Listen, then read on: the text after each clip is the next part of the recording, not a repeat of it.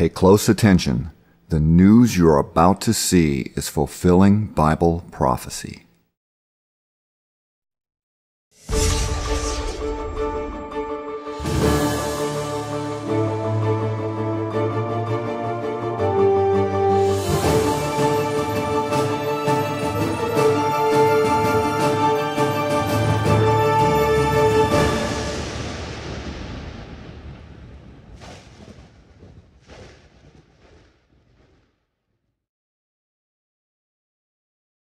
Welcome to another edition of YPN News, bringing you the news that relates to Bible prophecy and foretold by Yeshua Hawkins. Several articles this week showing the consequences of mankind's choices are getting worse, and the decisions by the U.S. court system to try to stop those curses are not fixing the problems, but actually leading to more. Now, in our first article, another Hollywood star is faced with the threat of cancer, the second leading cause of death in the United States. Right. Angelina Jolie, the famous actress, has undergone a double mastectomy after a test revealed she had a rare gene mutation that greatly increased her risk of developing breast cancer by 87% and ovarian cancer by 50%. Ovarian cancer claimed the life of her 56-year-old mother in 2007. Now, many women are watching to see if Angelina will take the next step and have her ovaries removed as well. Dr. Nancy Snyderman, chief medical editor for NBC News, says the risk of ovarian cancer is real, 50% more than women who do not have this mutation of the BRCA1 gene. She explained that sometimes doctors will recommend that women start with an ovarian removal before they even worry about breast cancer. Now, this in part is due to no great screening tests and the low survival rates for ovarian cancer. Now, in a landmark ruling this week, same-sex couples will now get the same benefits and protections as heterosexual couples. In a 5-4 vote, the Supreme Court ruled that the Defense of Marriage Act, the law barring the federal government from recognizing same-sex marriages, was unconstitutional. The court said that distinction violates constitutional guarantees of liberty, equality, and equal dignity.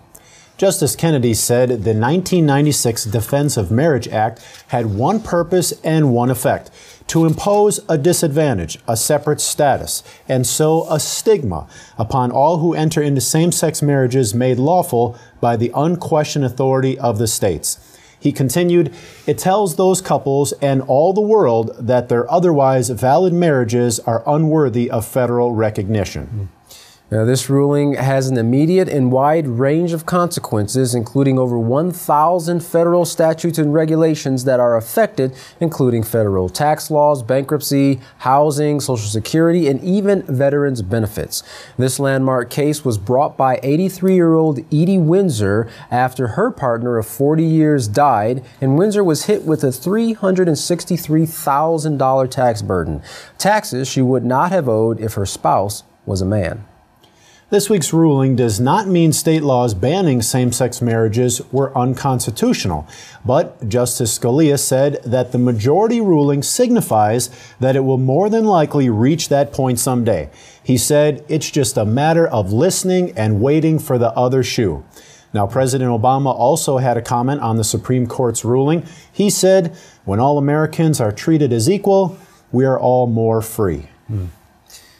Now, the Ed Morrissey Show, in a recent interview with Texas Lieutenant Governor David Dewhurst regarding Senate Bill number 5. Now, that was a bill that outlawed abortion in most cases after 20 weeks. It also set out to regulate the clinics and to make sure that doctors that operate these abortion clinics meet the same standards as any other outpatient clinic.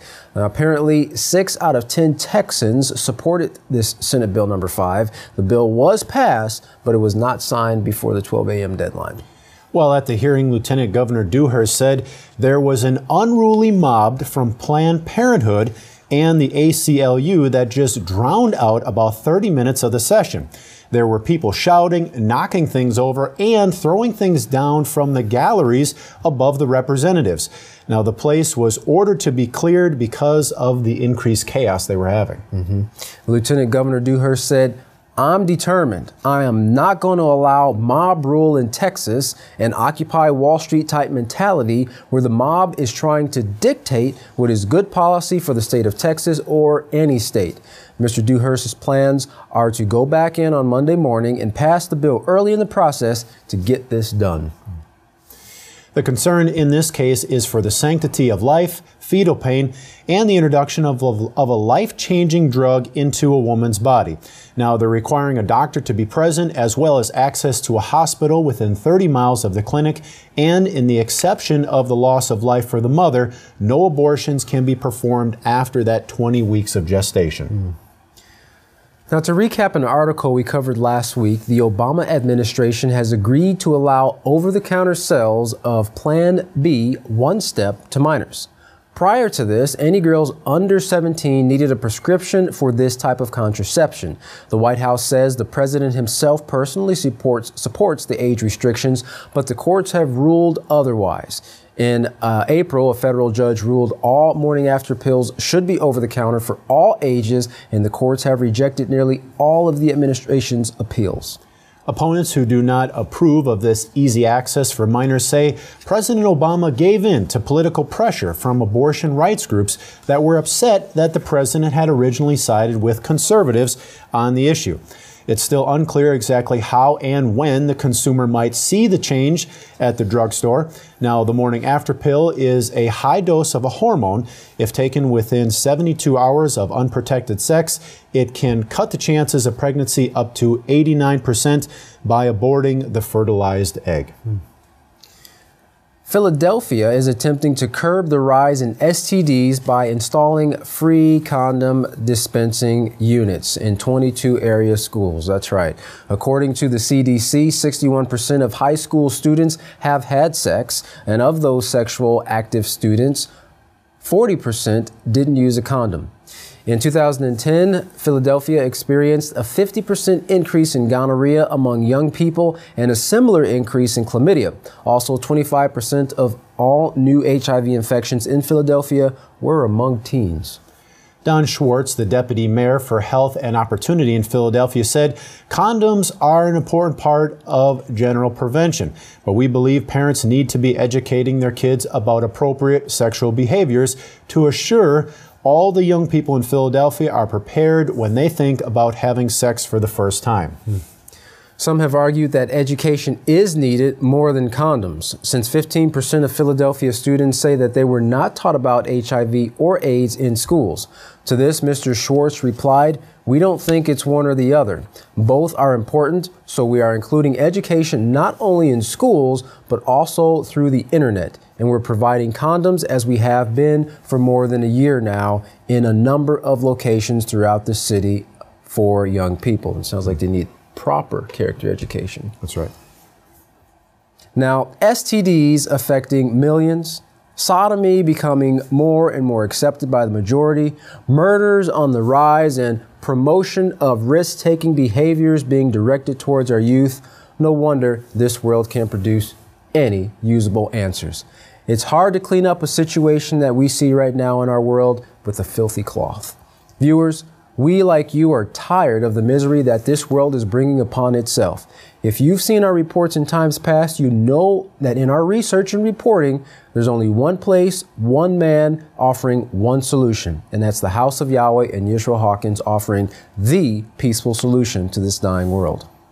If you still haven't requested your free monthly newsletter or prophetic word magazine, do so today. You can write the House of Yahweh at the House of Yahweh, P.O. Box 2498, Abilene, Texas 79604. Or you can call them at 1-800-613-9494. You can also visit them at their website at www.yahweh.com or www.yisraelhawkins.com. You can also email them at info@yahweh.com. And for all calls outside the United States, you can call the number that's on your screen now. Now stay with us. Up next, Yisrael Hawkins. For all of us here at YPN News, I'm Katan Alexander. And I'm Jeffrey Heimerman. Thank you for watching.